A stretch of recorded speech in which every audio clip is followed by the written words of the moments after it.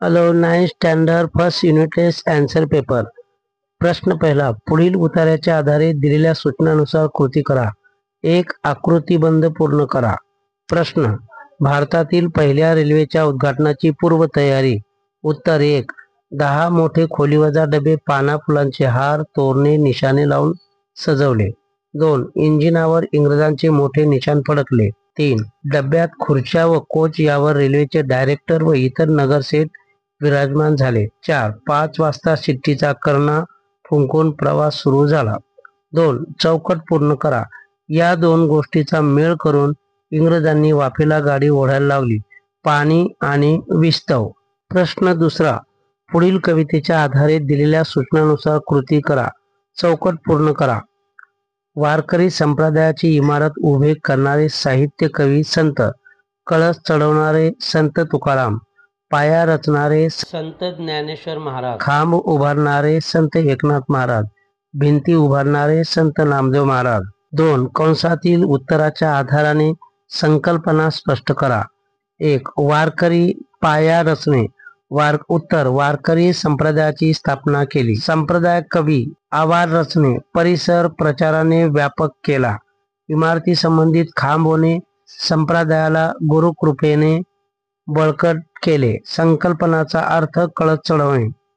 परिपूर्ण वैभवापर्यंत पोहोचवला. 3. स्वमत लिहा. संतांचे कार्य समाजाला नेहमीच मार्गदर्शन ठरते. याविषयी तुमचे मत स्पष्ट करा. उत्तर. महाराष्ट्र भूमी ही संतांची भूमी आहे. आपल्या अभंग ओव्यामधून त्यांनी जनमानसावर सुसंस्कार केले. त्यांनी पराक्रमाची पूजा केली. मी ढोंगीपणावर व दांभिकतेवर कडाडून प्रहार केला. आपल्या कार्यामधून संतांनी समता ममता व बंधुभाव रुजवला. मी सत्यशिव सुंदर या मूल्याची जपणूक केली. जे खळांची व्यंकटी सांडो तया सत्कर्मी रती वाढो, असे संत ज्ञानेश्वर माऊलींनी पसायदान सांगितले.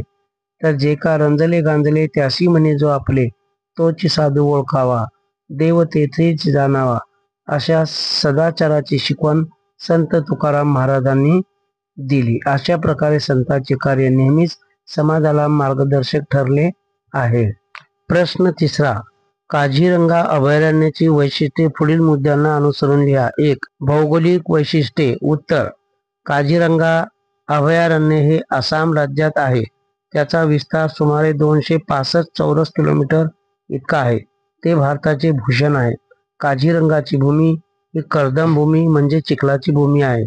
या अभयारण्यात कमरे एवढा चिखल असतो. तसेच सगळीकडे उंच गवत इतके वाढलेले असते की हत्तीवर बसलेला माणूस लपला जातो. 2. प्राणीजीवन.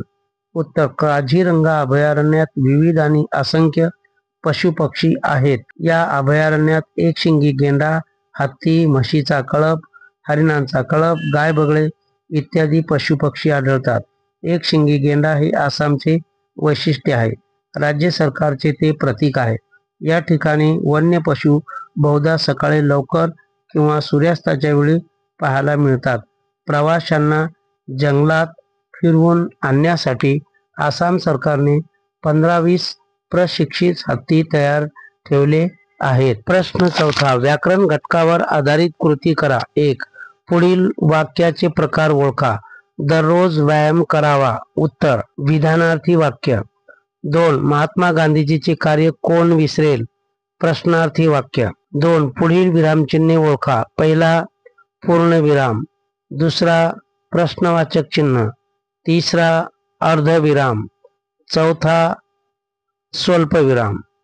3. अनेक वचन लिहा. फूल फुले, पान पाने, खुर्ची खुर्च्या, तोरण तोरणे. तर मित्रांनो, 9th स्टँडर्ड प्रथम युनिटेचा उत्तर पेपर हा अशा प्रकारे आहे. थँक्यू.